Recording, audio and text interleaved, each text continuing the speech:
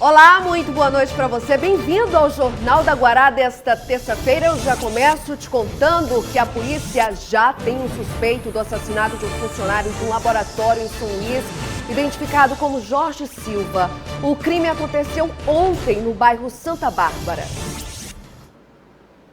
Sem negociação de reajuste salarial, o Sindicato dos Rodoviários não descarta a possibilidade de greve. Se não houver uma proposta decente, 0 hora da sexta-feira, o transporte público de São Luís, urbano e semiurbano, vai estar parado. O presidente da Assembleia Legislativa do Maranhão, o deputado estadual Otelino Neto, comenta em entrevista no JG sobre a nova edição do Assembleia em Ação, que vai acontecer em Imperatriz. Os cuidados para evitar acidentes com botes de banheiros. Na capital, uma criança ficou ferida após ser atingida pela vidraça. E o esquema de segurança para o carnaval em São Luís.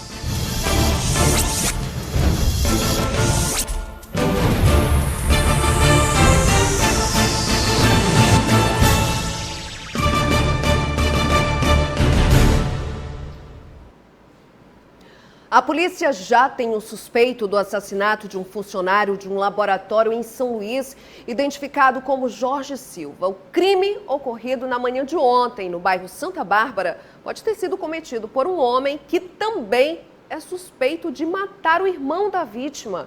Jorge estava investigando por conta própria o assassinato do irmão. A Polícia Civil está investigando a morte de José Jorge. Ele foi assassinado no bairro Vila Vitória, zona rural de São Luís, quando dirigia o veículo e foi abordado por 2 homens que estavam numa moto. Eles abordaram a vítima e dispararam um tiro na cabeça dele, que morreu no local. Eles não levaram nem o veículo e nenhum pertence da vítima, o que configura um crime de execução.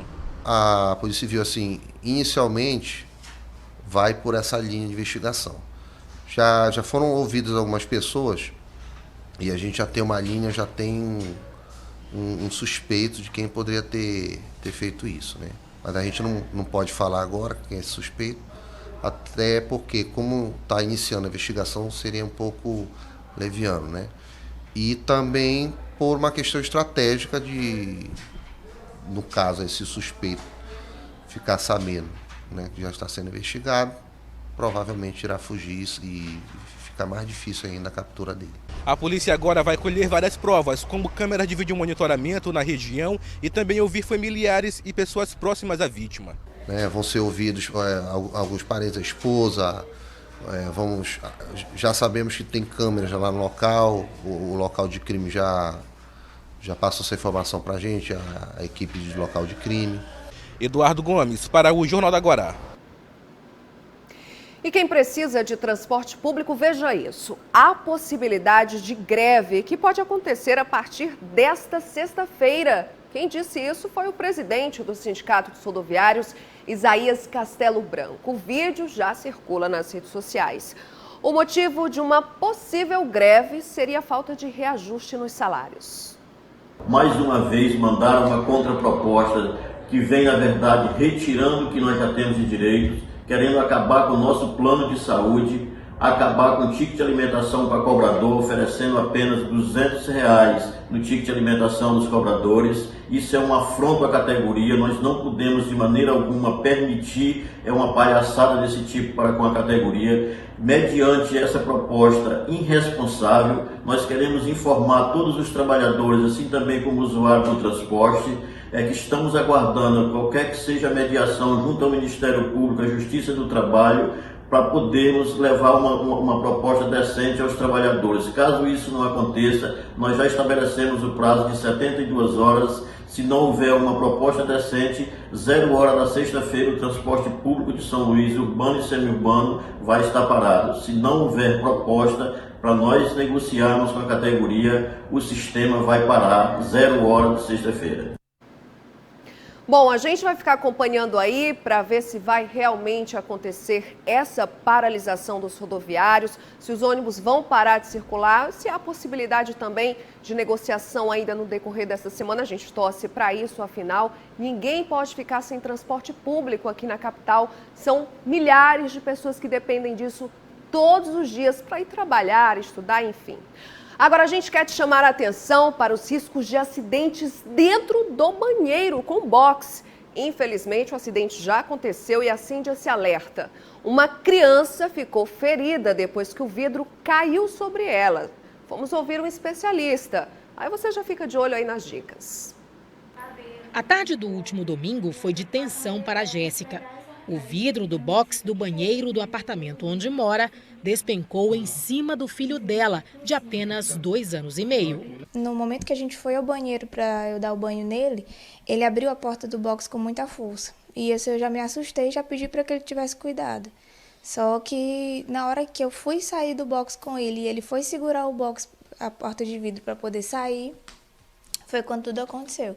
Foram momentos de terror, mas logo depois do susto, a mãe conta que agiu rápido. Um susto. E graças a Deus não aconteceu nada de mais grave, que poderia ter tido sequelas maiores. Os pedaços de vidro causaram arranhões e cortes no corpo do menino. Alguns machucados precisaram ser suturados. Foram 6 pontos nas costas e 1 na perna. Segundo dados do Ministério da Saúde, acidentes são a principal causa de mortes de crianças de 1 a 14 anos aqui no Brasil. Anualmente, no país, quase 4.000 crianças dessa faixa etária morrem e outras 111 mil são hospitalizadas. Mas, de acordo com este vidraceiro, é possível evitar acidentes como esse. Ele demonstra usando como exemplo uma peça parecida com a do acidente. A criança, ao abrir a porta de uma vez, essa porta ela pode ter saído fora do trilho e ter caído no chão. Ela permanece no lugar porque tem uma guia de segurança embaixo, mas ao tentar empurrar o vidro de volta para a posição, possivelmente ela tenha quebrado o canto, que é a parte mais frágil do vidro, por conta da porta já estar solta, e aí por isso ela tenha se quebrado e caído em cima da criança, causando um acidente. Ele explica também que a manutenção das peças de box ou cortinas de vidro é essencial. O importante é sempre observar se as quinas não estão quebradas. Normalmente, a maioria das quebras elas são ocasionadas exatamente por conta de quebra na ponta ou na quina, o vidro que caiu no chão e bateu e aí quebrou. Então, normalmente, como é a parte mais frágil e a parte que fica mais exposta, acaba sendo suscetível a mais acidentes por conta disso. Continua aqui comigo no JG que a gente segue para o intervalo, é bem rápido. Eu volto já com uma entrevista com o presidente da Assembleia Legislativa do Maranhão, o deputado estadual Otelino Neto. Eu volto já já.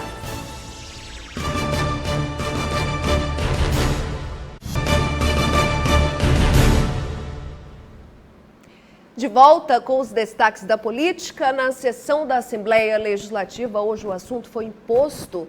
O deputado Wellington do Curso levantou a discussão e o deputado Iglesio destacou que é preciso cautela para reduzir tributos, para não desequilibrar as contas do Estado.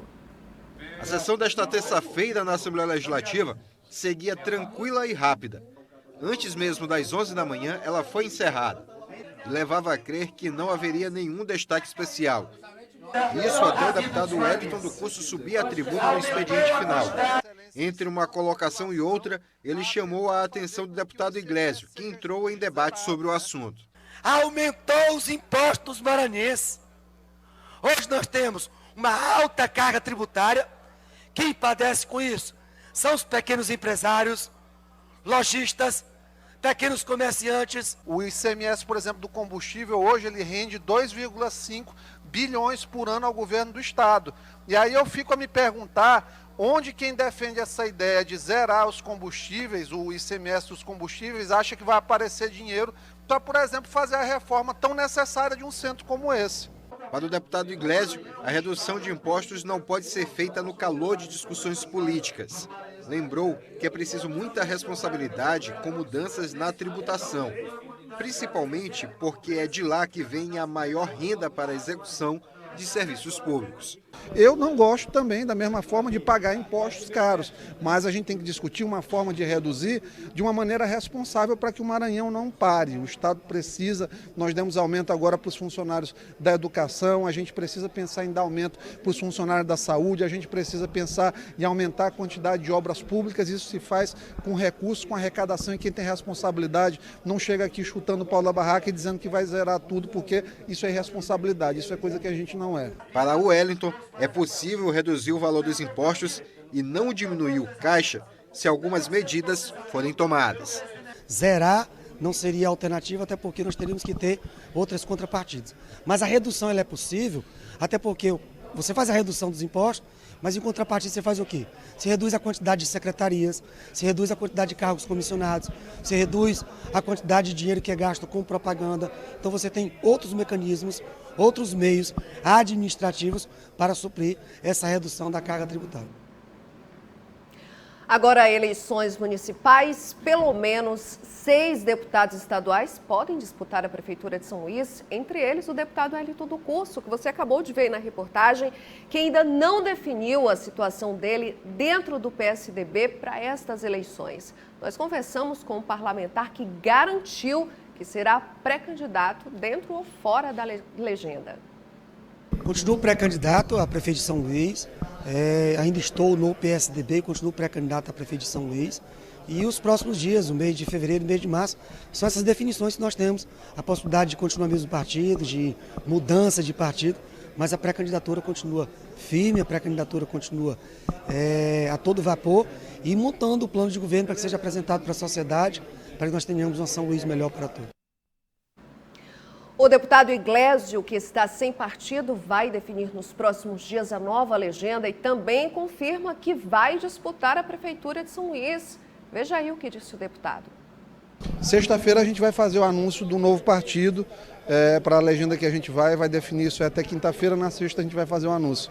Com certeza uma sigla que nos permita tempo de TV, competitividade para colocar nosso projeto para São Luís, um projeto responsável que não joga para a plateia e, acima de tudo, que fala a verdade dialogando com a população.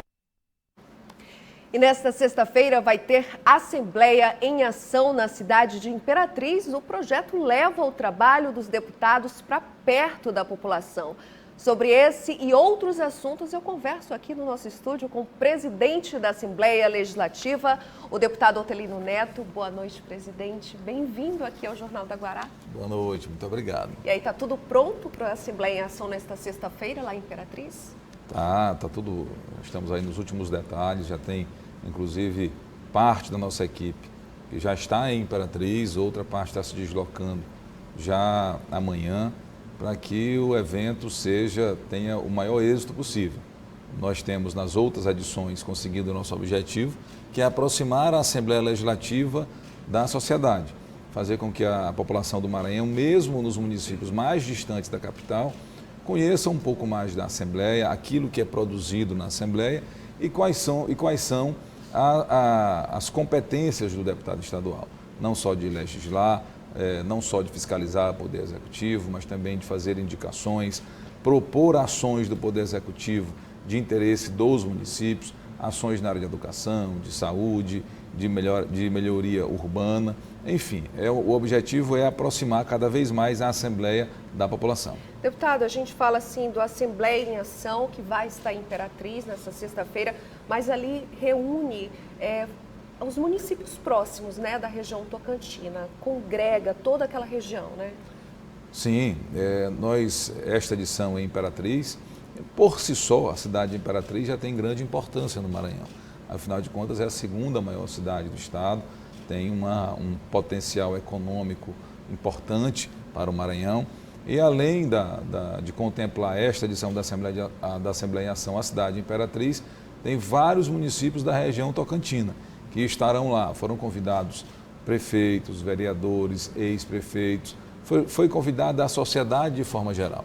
Aqueles que quiserem ter aquele momento ali de encontro, onde não só vão poder falar para os deputados, mas também ouvir os deputados estaduais, serão muito bem recebidos e, levando em consideração as edições anteriores, certamente essa edição em Imperatriz, ela fará com que nós voltemos para São Luís conhecendo muito mais daquela região tão importante que é a região Tocantina. Deputado, eu gostaria de fazer uma comparação, presidente, sobre a situação no país inteiro. A gente sabe do desequilíbrio de contas públicas em outros estados.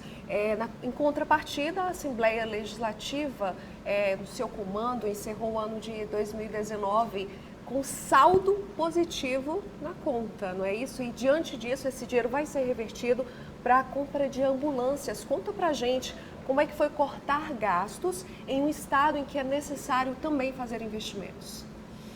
Bom, nós tomamos algumas medidas de gestão, no sentido de cortar despesas que não eram essenciais e conseguimos fazer isso sem comprometer as atividades da Assembleia.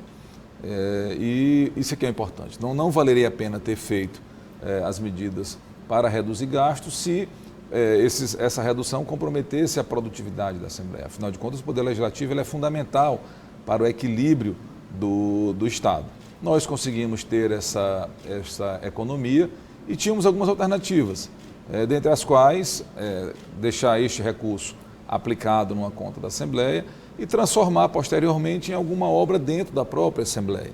A construção de algum prédio anexo, que inclusive está no nosso planejamento, mas entendemos que, dado o momento de dificuldade financeira por que passa o país, e o Maranhão não é diferente, seria mais valioso que nós aproveitássemos esse recurso, solicitando ao governo do Estado que adquirisse 42 ambulâncias para que fossem distribuídas para os municípios do Maranhão, colaborando assim concretamente com a saúde pública do Estado. Presidente, vou fazer uma pergunta agora, que eu acredito que é a pergunta de muita gente nesse momento. Qual é a perspectiva, a expectativa para o concurso público da Assembleia Legislativa? Essa pergunta que você faz, eu recebo constantemente, inclusive nas minhas redes, algumas vezes. Foi justamente nas suas redes que eu acompanhei, ali vendo os comentários e muita gente fazendo uma pergunta sobre isso. Inclusive a cidade já se prepara para isso, já existem cursinhos preparatórios voltados para esse concurso. Então muita gente quer saber quando vai ser esse concurso. Vai ser este ano ainda, no segundo semestre. Nós, no mês de março, já teremos um calendário definido, inclusive com quantidade de vagas que serão disponibilizadas, quais as áreas serão contempladas nesse concurso, porque a nossa ideia é que nós possamos aproveitar este concurso para trazer alguns profissionais que são importantes, mas que nós não temos nenhum servidor que tenha feito concurso para essa área específica. Por exemplo, nós não temos na Assembleia, nunca tivemos concurso para o profissional do serviço social, dos assistentes sociais, e frequentemente nós precisamos não só, precisamos inclusive na nossa atividade fim, que é legislar. Chegam projetos lá que nós tendo profissionais como esse, terá uma grande valia para nós, assim como outros profissionais. A Assembleia precisa ter vaga para sociólogo, precisa ter vaga para geógrafo, precisa ter vaga para biólogo. Não só as áreas fim, mas também essas outras áreas vão dar à Assembleia essa capacidade multidisciplinar que, quando nós tivermos que analisar, por exemplo, projetos que envolvam áreas muito específicas como a área ambiental, nós teremos, além dos nossos consultores que lá já estão e que são muito competentes, teremos esses profissionais para dar opiniões e permitir que tenhamos uma análise mais técnica, se somando, claro, à análise política que é peculiar do Poder Legislativo. Então tá aí, acabou o suspense a partir do segundo semestre. Bom, deputado, para encerrar, eu gostaria de voltar a uma reportagem que a gente já mostrou hoje aqui no jornal sobre a sessão de hoje. Bem no finalzinho, o deputado Wellington do Curso comentou sobre aquela proposta do presidente Jair Bolsonaro de zerar os impostos federais que incidem sobre a gasolina, por exemplo, e que os governadores deveriam zerar o ICMS. A gente viu a opinião do deputado Wellington do Curso e também do deputado Iglesio, que diz que isso é impossível, que isso pode desequilibrar as contas do Estado. Qual é a sua opinião sobre isso? Primeiro, hoje o ministro Guedes, ministro da Economia, ele já disse que o presidente não disse, que foi apenas uma provocação do presidente aos governadores. Me parece óbvio que o presidente não vai zerar os impostos que ele desafiou os governadores a também zerar naquilo que for competência dos governos estaduais. Como bem disse o deputado Iglesias, nenhum de nós gosta de imposto. Nós todos sentimos, em especial nós que somos servidores públicos, ou mesmo quem é da iniciativa privada, nós já temos o imposto retido na fonte.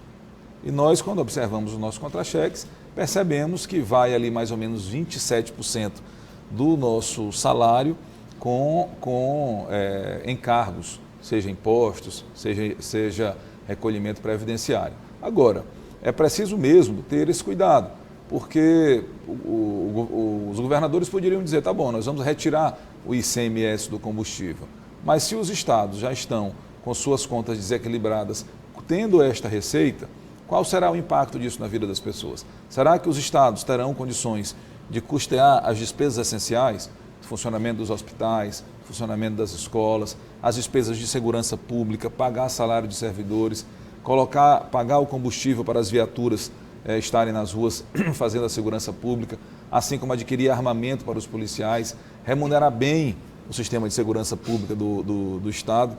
Enfim, essa questão de arrecadação é algo essencial e que não deve ser tratado da forma como o presidente da República tratou, como se fosse um mero desafio e cuja a reação dos governadores não tivesse impacto tão grande na vida das pessoas. Bom, presidente, qual a expectativa para a Assembleia neste ano, já que estamos em ano eleitoral? Pelo menos 6 deputados aí podem disputar a Prefeitura de São Luís e outros também que vão se dirigir às suas bases para apoiar seus pré-candidatos. Qual a expectativa de organizar tudo isso no ano eleitoral?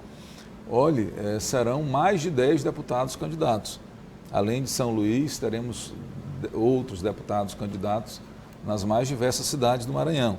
Em Imperatriz, em Barra do Corda, na cidade de Tuntum, outras cidades mais, teremos candidatos que disputarão as eleições. Talvez na cidade de Santa Inês, enfim, serão vários deputados participando diretamente do período eleitoral, do processo eleitoral. Ou como apoio também. E nós, por exemplo, eu e outros que não seremos candidatos, estaremos, claro, como militantes políticos participando da campanha. Mas a Assembleia vai continuar produzindo muito. Nós vamos continuar tendo as sessões deliberativas, apreciando projetos de lei, seja de autoria do Poder Executivo, ou dos outros, ou do Poder Judiciário, dos órgãos autônomos, como o Ministério Público, Tribunal de Contas, Defensoria Pública, aqueles também de autoria dos próprios deputados estaduais. Da mesma forma que nós, ano passado, batemos o recorde de análise de projetos, mesmo esse ano, tendo um calendário mais complicado por conta das eleições, a Assembleia cumprirá bem o seu papel. Nós teremos, provavelmente, alguma alteração na nossa rotina, mas sem interromper as sessões, na segunda quinzena de agosto, no mês de setembro, mas da mesma forma como fizemos em outros anos que houve eleições municipais, nós combinamos entre os deputados, concentramos a pauta em alguns dias específicos, assim sem prejudicar a produtividade. Afinal de contas, nós somos remunerados pela sociedade para estar presentes nas sessões e produzindo para o Maranhão. É isso aí, eu conversei com o presidente da Assembleia Legislativa, o deputado estadual Otelino Neto. Boa noite, deputado. Muito obrigada, viu? O espaço continua aberto. Boa noite, muito obrigado também. Obrigada. E a seguir, os preparativos para o Carnaval em São Luís, o esquema de segurança para os dias de folia na capital. Eu volto já já.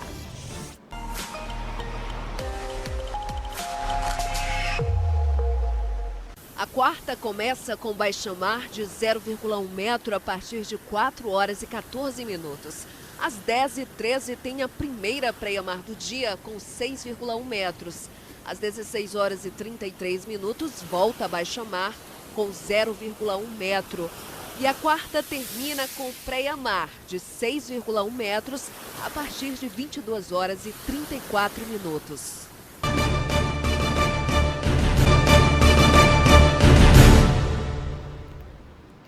Estamos de volta para falar sobre o que muita gente gosta mesmo. Carnaval. Para curtir é preciso tranquilidade, é claro, e a segurança é por conta da polícia, que já começou a operação desde o pré-carnaval.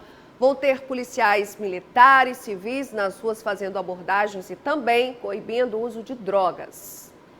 Nos dias de folia, o Brasil para. As pessoas vão às ruas se divertir, mas tem quem precisa estar com a atenção em outro ponto, mesmo estando no meio da diversão. Caso da segurança, que precisa ser sempre reforçada nesses dias.